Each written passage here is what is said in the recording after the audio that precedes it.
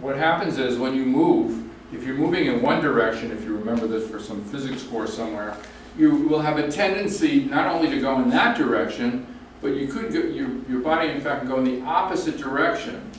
If you're picking something up, say, the weight of pushing this up, you want it to go up.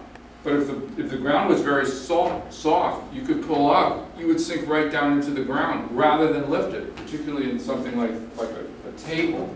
Because any action involves forces, vector forces going in all kinds of directions. Bottom line is then that to maintain stability and body segmentation, your body is platformed. Now one platform, let me sit for a second here. In sitting, what are the platforms? What is supporting my body? Yes, you see, it's my seat is supporting my butt, and the floor is supporting my feet. So I can move different ways. When I put my feet up like that, if you remember, I told you to do that, I stopped having these platforms. I did away with my platforms. 2 of them anyway. I messed up my seat platform, and the best, by the way, sitting position is the one I'm in right now, where my back is about 90 degrees to my lower extremities, and then my knees are 90 degrees or so on the ground. You will see, by the way, too, well, I'll come back to this. I was going to talk about my foot position, but I'll come back to that in a little bit. That's the platforming. These are external platforms. This, by the way, let me make an aside. Therefore, when you're working with children, the furniture is very important because you want to support the child's body so that the child can move their mouth independently of the rest of their body and not get caught up in trying to stabilize themselves. They need platforms. So an appropriate sized chair is important. With some kids I work with, such as that child with Rett syndrome, sometimes the chair isn't such a good platform for a child like that. There were times when I worked with her actually on the floor like this, with her back against the wall, because the floor for her, and in fact, and actually her body, which is something I'm going to get to, let me simply say the floor and the wall were better supports for her at a certain point in time than was the chair. There were other issues that I'll come to when we go into severe and profound, more comments about the sensory motor business and things to look for.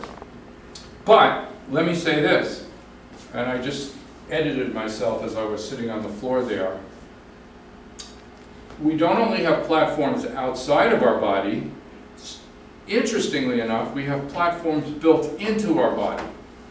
My colleague Leslie Davis, who contributed, I believe I have a chapter on sensory motor functioning posted for you in the Maintaining Factors module 1, I think it's session 4, so she contributed to that book.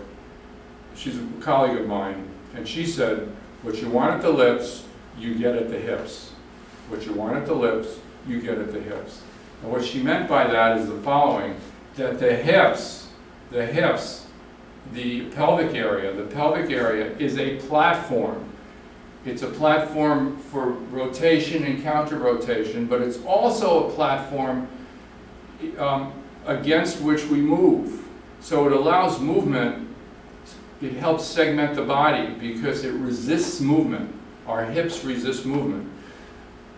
The shoulders, the clavicle, the sternum, this area here, this is the shoulder area. This is another platform upon which our head moves. However, this platform is secondary to this primary basic platform. This is a very important platform. So when people talk about posture and stuff like that, really bottom line they mean is that you want the body aligned so that the body can take advantage of platforms.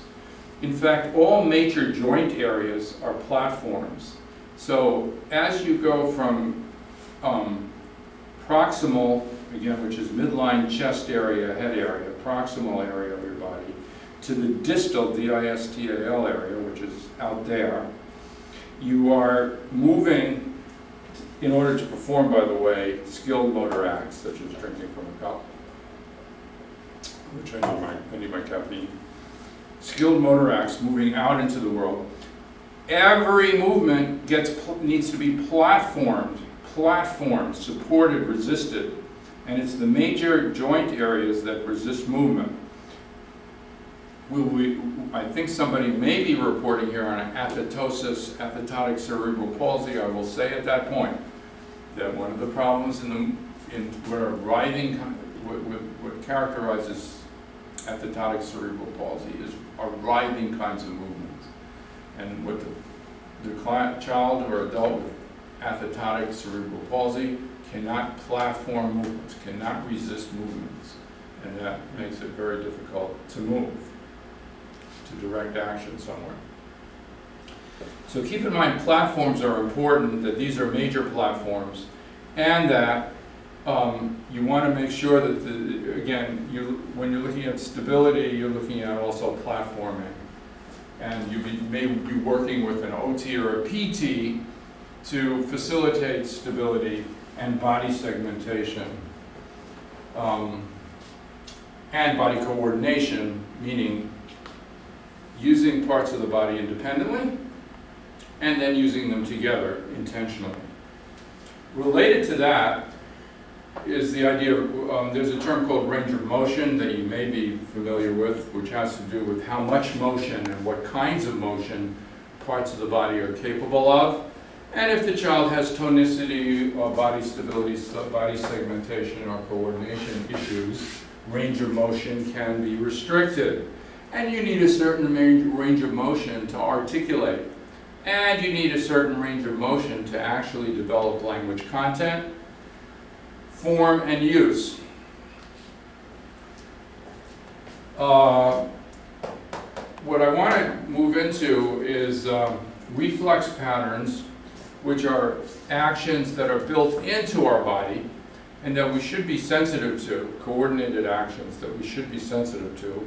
Some of reflexes indicate problems related to all of this business and ultimately the performance of gross and skilled action and skills.